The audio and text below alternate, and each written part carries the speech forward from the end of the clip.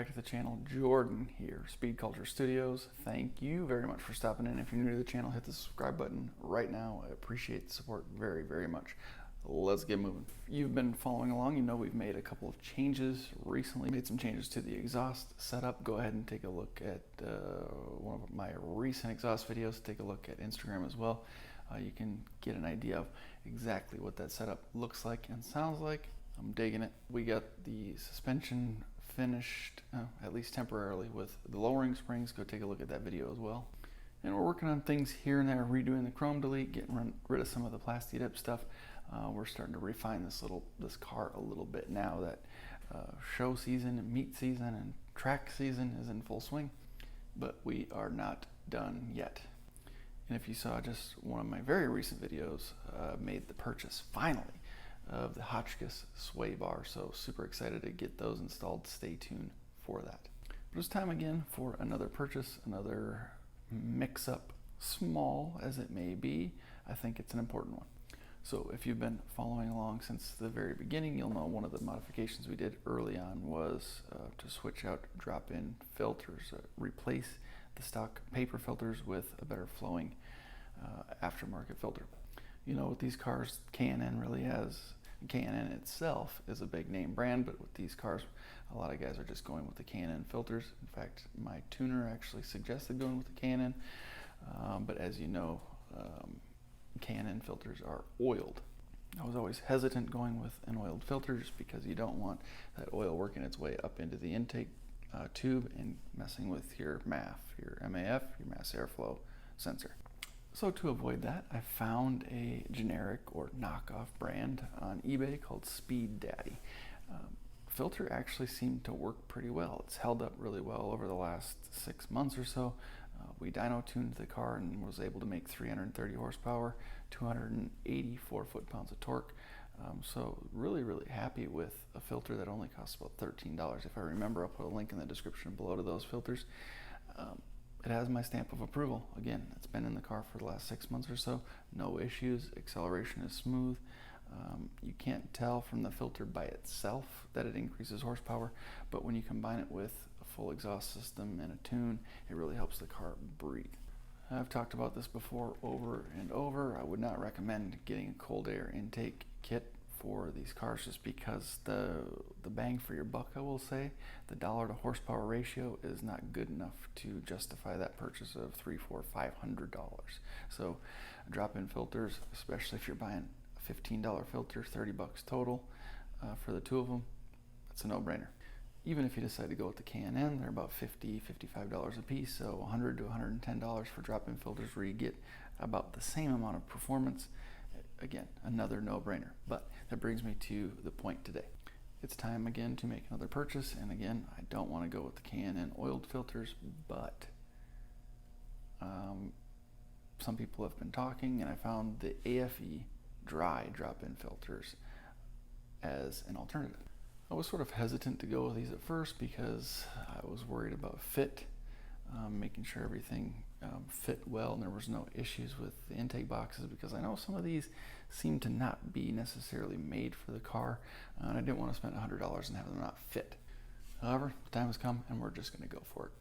So let's take a look at the Afe website, see what we can find.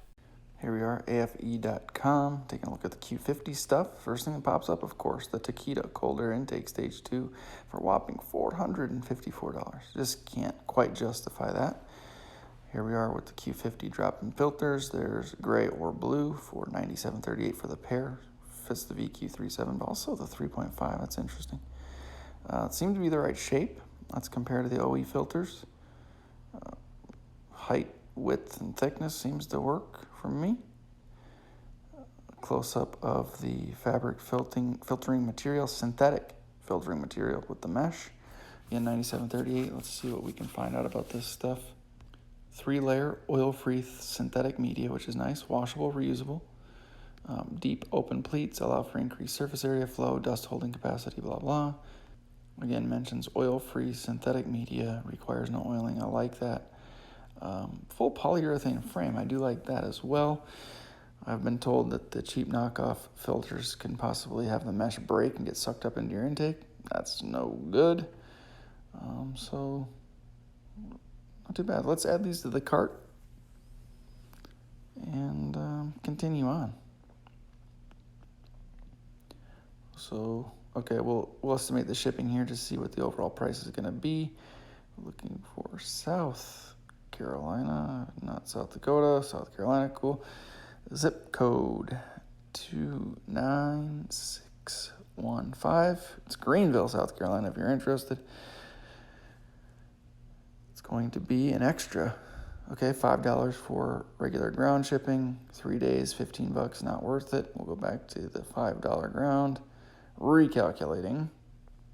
So grand total of $102.38, not too bad for 2 filters, beating K&N by a few dollars, and they're not oiled. Order them. Thank you. So there you go, simple as that. Filters are ordered. Hopefully we'll have them soon. By the time you're watching this video, we'll probably have them in.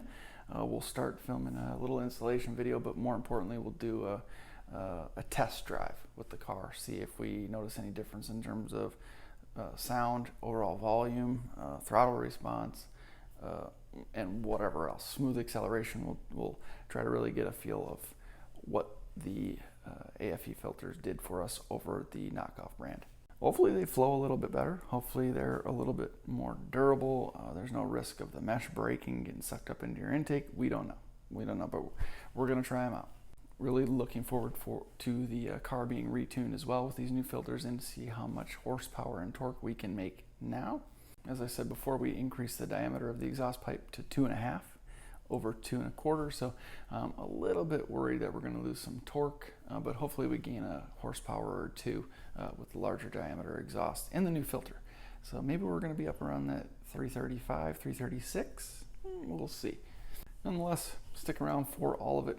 Good things coming up, a lot of stuff happening and more parts to be ordered, so stay tuned. As always, thank you guys very, very much for watching. Really appreciate the support. If you haven't already, hit the subscribe button right now and hit the little bell as well so you can stay up to date. Hopefully we can start ramping up the content creation again.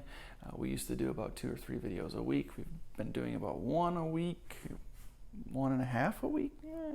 But if you hit that bell, at least you'll know right when a video is posted. So appreciate it very much again, and we'll see you in the next one.